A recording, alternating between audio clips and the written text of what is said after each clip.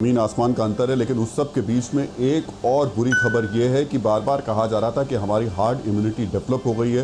पिछले साल ये बात कही जा रही थी, लेकिन जो नई रिसर्च आई है वो कह रही है कि कोरोना के खिलाफ हार्ड इम्यूनिटी जल्द बनने के आसार नहीं हैं। और ये रिसर्च कह रही है कि हार्ड इम्यूनिटी नहीं बनने से कोरोना वायरस फैलता रहेगा। आबादी का बड़ा हिस्सा इम्यून होने पर, हार्ड इम्यूनिटी बड़ी आबादी के इम्यून होने पर वायरस फैलने की गुंजाइश कम होती है, लेकिन नॉन इम्यून लोगों के वायरस होने की चपेट में आने से संभावना इसकी ज़्यादा रहेगी। कोरोना वैक्सीन लगाने का संक्रमण को हराने पर तैयार होता है इम्यून सिस्टम। यानी कि ये बताया जा रहा है कि जो हार्ड इम्यून सिस्टम की बार बार कई बात कही जा रही थी वो अभी तक डेवलप नहीं हुआ है। उसके डेवलप होने में काफ़ी टाइम लगेगा और इससे हार्ड इम्यूनिटी से लड़ने के लिए अगर उसको बनाना है तो उसका एकमात्र विकल्प और सिर्फ वैक्सीन है, और इसके अलावा कोई और विकल्प फिलहाल नज़र आता नहीं है। डॉक्टर नीलम मोहन, क्या माना जाए कि हार्ड इम्यूनिटी अभी हमारे यहाँ विकसित हो पाई है? कितना वक्त अभी आप मानती हैं और क्या विकल्प है?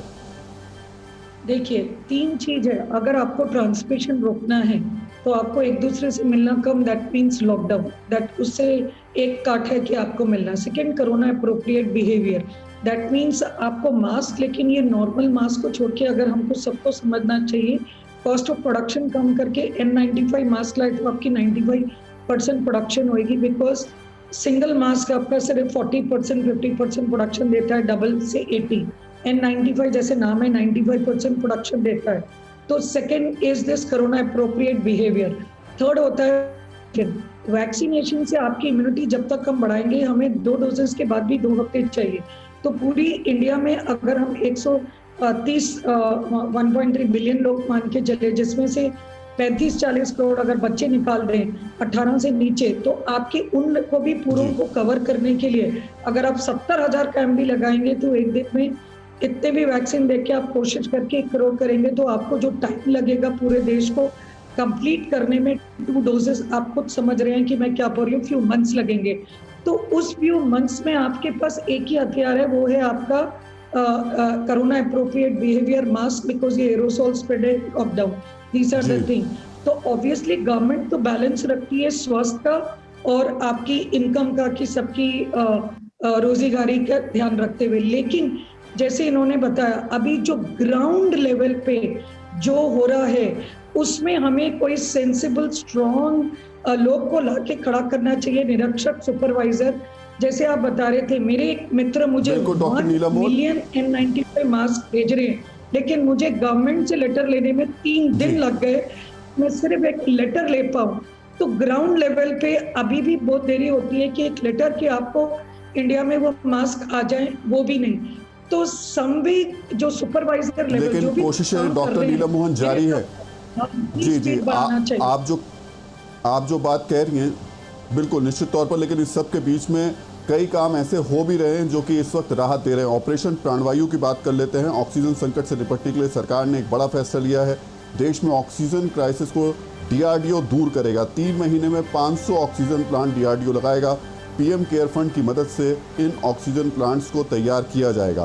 तो देश में ऑक्सीजन क्राइसिस दूर करेगा DRDO, और ये कहा जा रहा है कि 3 महीने में 500 ऑक्सीजन प्लांट्स ये तैयार किए जाएंगे। फाइटर प्लेन तेजस की तकनीक का इसमें इस्तेमाल होगा। तेजस विमान में ऑनबोर्ड ऑक्सीजन तैयार हो सकता है। तेजस तकनीक से 1 मिनट में 1000 लीटर ऑक्सीजन बनेगा, और इसके साथ साथ इस तकनीक के जरिए प्लांट में सीधे वायुमंडल से ऑक्सीजन बनाया जाता है। देश के अलग अलग ज़िलों में तैयार होंगे ऐसे 500 ऑक्सीजन प्लांट जो कि तेजस विमान की तकनीक पर आधारित होंगे। मनीष, थोड़ा सा इसके बारे में डिटेल जानकारी दे सकते हैं? जी हाँ, बिल्कुल। देखिए, सरकार की तरफ से जो जानकारी मिली है उसके मुताबिक DRDO और फिर दूसरी और संस्थाएं कोशिश में है कि अलग अलग जो भी हमारे पास तकनीक उपलब्ध है उसके जरिए ऑक्सीजन प्लांट के जरिए ऑक्सीजन की पर्याप्त आपूर्ति सुनिश्चित की जाए। क्योंकि हमने देखा है कि अगर फ्रांस और जर्मनी से जो मोबाइल ऑक्सीजन प्लांट आए वो 1 घंटे के अंदर अस्पतालों में चालू हो गए और फिर उससे ऑक्सीजन मिलने भी लगा। तो उसी तरह से DRDO की कोशिश यही है कि इस तरह के जो तमाम मोबाइल प्लांट है वो तमाम अस्पतालों में लगाए जा सके और ऑक्सीजन की आपूर्ति सुनिश्चित की जा सके। लेकिन यहाँ पर राहुल जी, एक जो चिंता मेरी है कि अभी इन सब में कुछ हफ्ते लगेंगे, अगले कुछ महीने लगेंगे। यहाँ हम 1-1 घंटे के लिए तरस रहे हैं। जब हमारा प्रोग्राम चल रहा है तब दिल्ली का एक अस्पताल है जहाँ पर अगर ऑक्सीजन नहीं मिला तो छोटे छोटे बच्चे तक शायद नहीं बचा पाए। तो ऐसी स्थिति में जब हम मिनट एक मिनट के लिए स्ट्रगल कर रहे हैं, शायद 3 महीने बहुत लंबा सफर हो जाता है। जी, फिक्र आपकी, सोमवार से शुक्रवार रात 9 बजे सिर्फ TV9 भारतवर्ष पर।